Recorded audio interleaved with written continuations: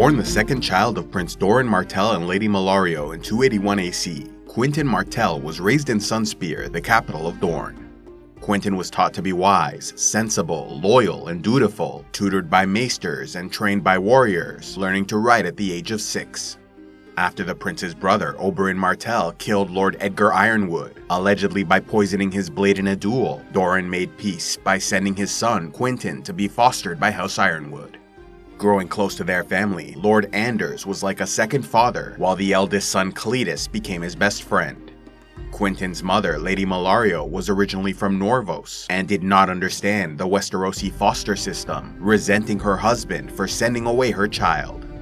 Though she had another son, Trystane, Lady Malario eventually left Dorne and returned to her homeland.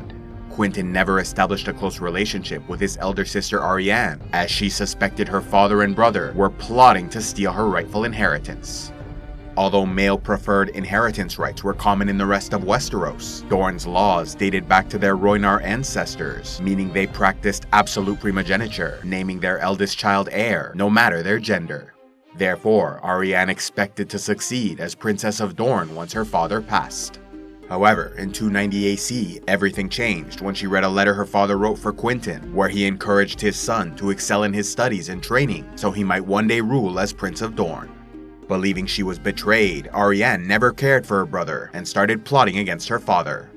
Yet what Arianne did not understand was that Prince Doran had larger plans for her, negotiating a secret marriage pact with House Targaryen to eventually make her queen of all Westeros.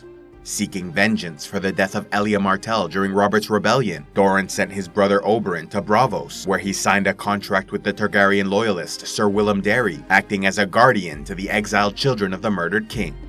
This pact stated that Viserys Targaryen, eldest living son of Aerys II, would marry Arianne Martell of Dorne, and together they would take the Iron Throne and rule the 7 kingdoms of Westeros.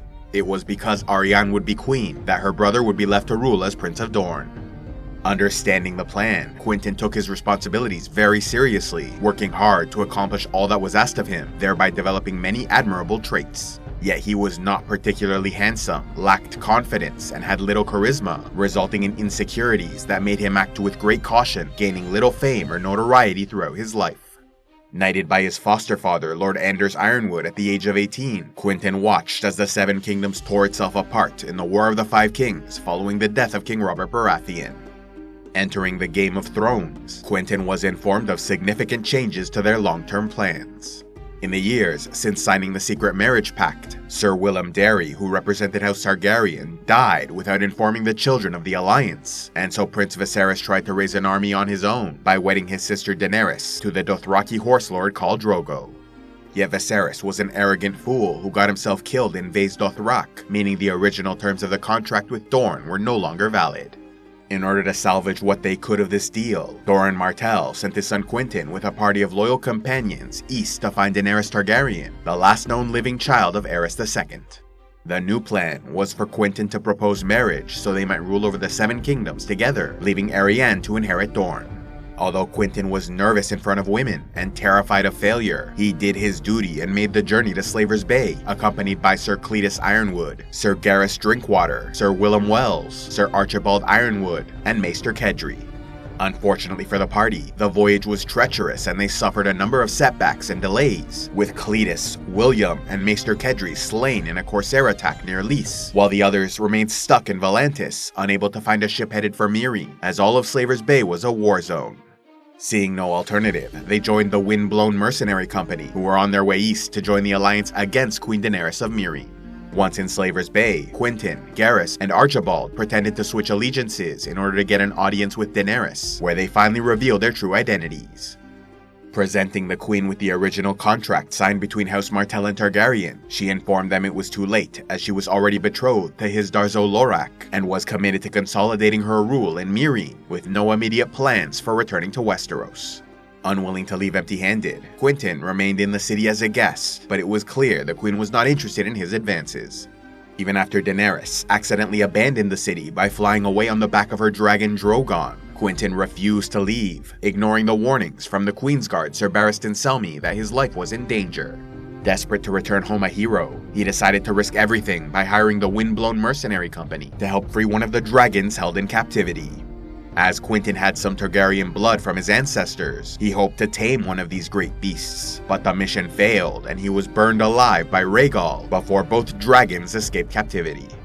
Although he was not immediately killed, Quentyn died a few days later from his wounds, leaving his last two remaining companions to sign up with Barristan Selmy, who led a coup against Hizdahr zo Loraq and was now ruling Meereen in the Queen's name.